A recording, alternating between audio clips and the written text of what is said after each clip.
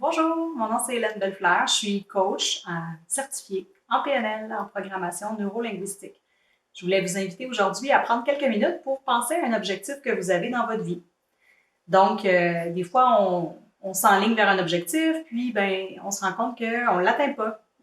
Des fois, ça peut être dû au fait qu'on ne l'avait pas bien formulé ou qu'on n'avait pas pensé à tout ce qui entourait cet objectif-là, puis ça peut nous mettre des bâtons dans les roues.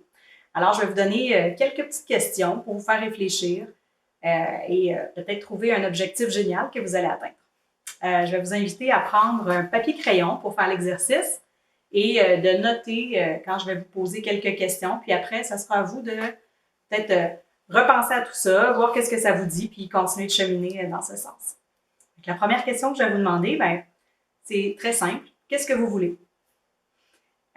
Ça peut être je veux changer d'emploi, je veux perdre du poids, ça peut être je veux avoir plus de confiance en moi quand je parle en public, par exemple.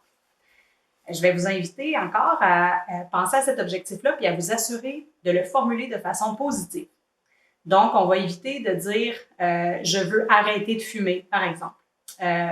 Parce que c'est négatif, parce que le cerveau va focuser sur cette partie-là négative de votre objectif. Donc, de le formuler de façon positive, ça pourrait être je veux atteindre une santé optimale ou je veux être en forme pour faire des activités avec ma famille. Donc, au lieu de dire je vais arrêter de fumer, allez-y plutôt avec le côté positif. Donc, pensez à votre objectif, on le met de façon positive.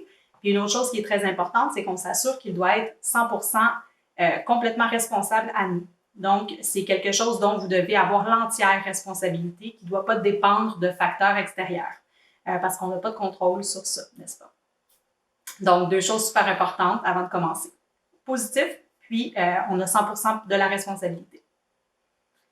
Deuxième étape, vous allez vous poser la question suivante.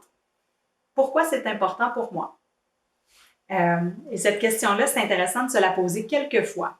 Donc, par exemple, je veux atteindre une santé optimale. Pourquoi c'est important pour moi? Pour profiter de la vie. OK. Pourquoi c'est important pour toi de profiter de la vie? Parce que j'ai envie de vivre une vie pleine puis de profiter de chaque moment pour me sentir entière. OK. Pourquoi c'est important pour toi de te sentir entière? Et en se posant la question comme ça 2-3 fois, on atteint vraiment une motivation qu'on appelle la motivation profonde qui est derrière l'objectif. Et ça amène souvent des questionnements qui sont autres, qui sont très intéressants.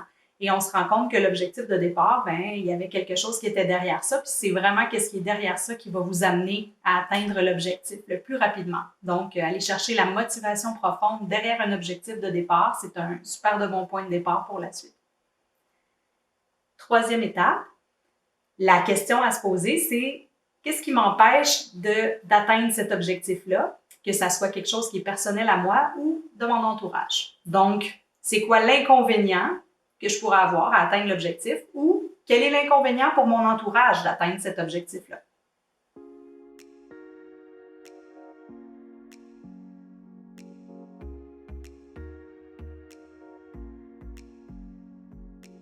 La quatrième question à se poser maintenant, quelle est une bonne première étape? Ça peut être quelque chose de tout petit, il ne faut pas sous-estimer les tout petits pas. Donc, c'est pas obligé d'être une grande étape. Ça peut être tout simplement je vais écrire cet objectif-là puis je vais le mettre sur le frigo. Ça peut être une première étape qui est super intéressante juste pour concrétiser. Donc, quelle est la première étape que vous pouvez faire pour atteindre cet objectif-là? Cinquième étape, ça va être de faire une visualisation de vous quand vous aurez atteint votre objectif. C'est une belle façon de se rendre compte qu'est-ce qui va être différent une fois l'objectif atteint. Est-ce que votre posture va être différente? Est-ce que vous allez vous sentir plus léger? Est-ce qu'au niveau des épaules, ça va être moins lourd? Ou est-ce que ça va vous permettre d'avancer plus rapidement vers vos prochaines étapes?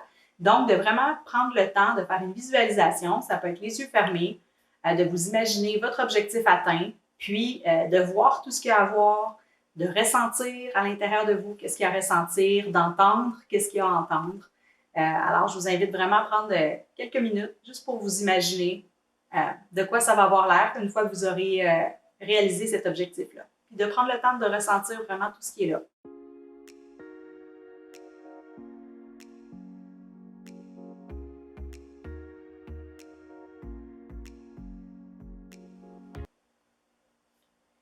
6e et dernière étape. Alors, ça va être de vous demander, une fois que vous avez décidé quelle était la bonne première étape, d'établir un échéancier tout simple avec les prochaines étapes qui vont être à faire pour l'atteinte de votre objectif. Ça se passe où dans le temps? Est-ce que c'est sur 1 an? Est-ce que c'est sur 6 mois? Alors, à vous de voir, mais de vous faire un échéancier, encore là pour vous aider à concrétiser l'objectif, puis à faire des petits pas lentement pour vous approcher de l'atteinte de cet objectif-là.